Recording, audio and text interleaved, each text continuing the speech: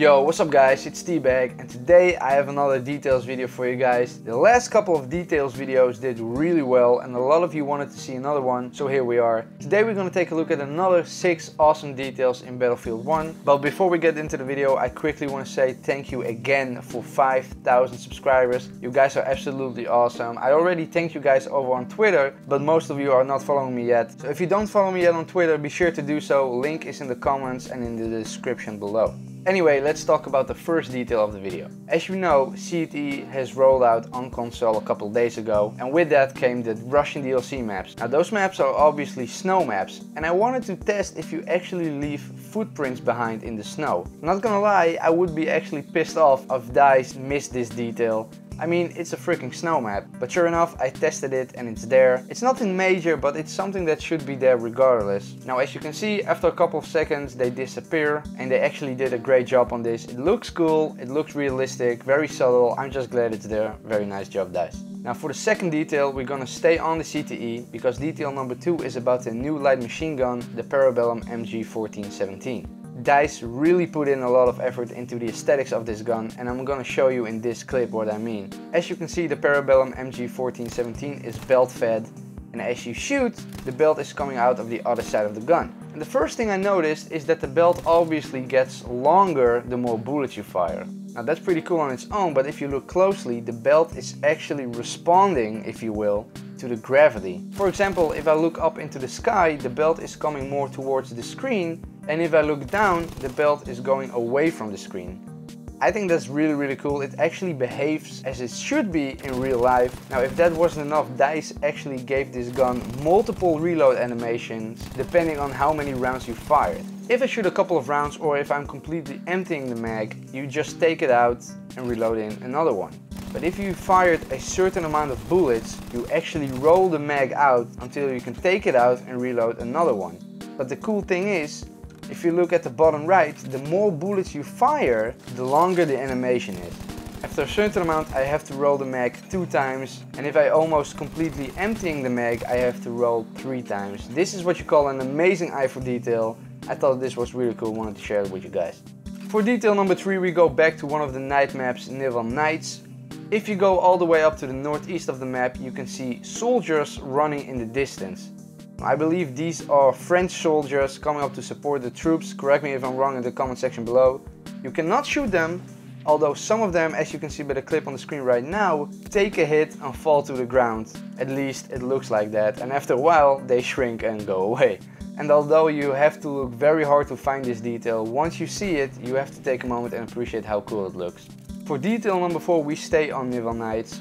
As you know, Nival Nights is being played during the winter, meaning it's pretty cold outside. That's why around the map, mostly in the trenches, you can see these little frozen puddles, as one of you pointed out in the comment section. Now the cool thing is, DICE actually went ahead and added another texture and sound effect if you decided to randomly break the ice. Let's hear it.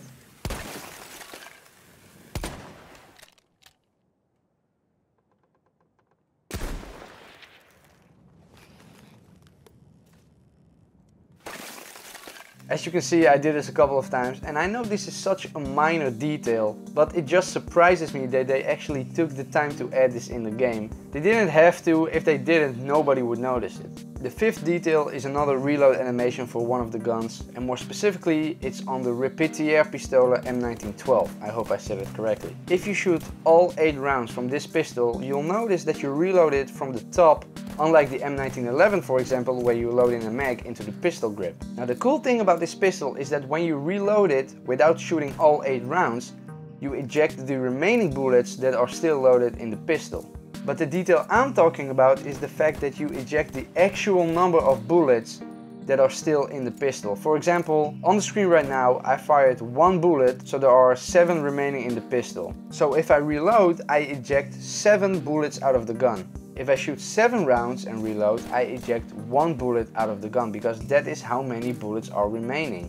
If I shoot 6 bullets, I would eject 2 rounds out of the gun, etc, etc. This again in my opinion is a good eye for detail. They could have just done an animation like the Gewehr M95 where you always see the same thing over and over again despite how many rounds you have left. But they didn't, and now we have this awesome looking reload animation. This pistol is actually on number 1 of my top 5 coolest reload animation list in Battlefield 1. If you want to see that video, link is down below. And now for the last detail of this video, detail number 6. This one yet again was pointed out by one of you guys in the comment section. Depending on the type of ground you're standing on in Battlefield 1, you can hear different sound effects for the case dropping on the floor when you fire a gun. I'll show you exactly what I mean in this clip. Here you can see I'm indoor on a wooden floor. I have the Russian 1895 to demonstrate the sound effect. Now listen closely. If I shoot and I go through the lever action and the shell is landing on the floor, you can clearly hear it's a wooden floor.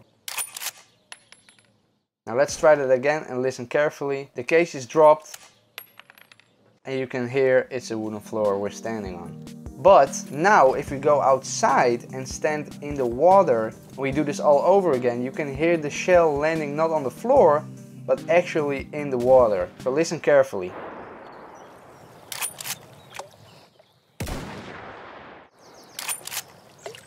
You can hear a subtle drop, the shell is actually landing in the water. The fact that they are aware of these things and put them in the game is just amazing in my opinion. Almost nobody noticed this. I certainly didn't until one of you guys told me in the comment section, yet they added it into the game anyway, which I think is just awesome.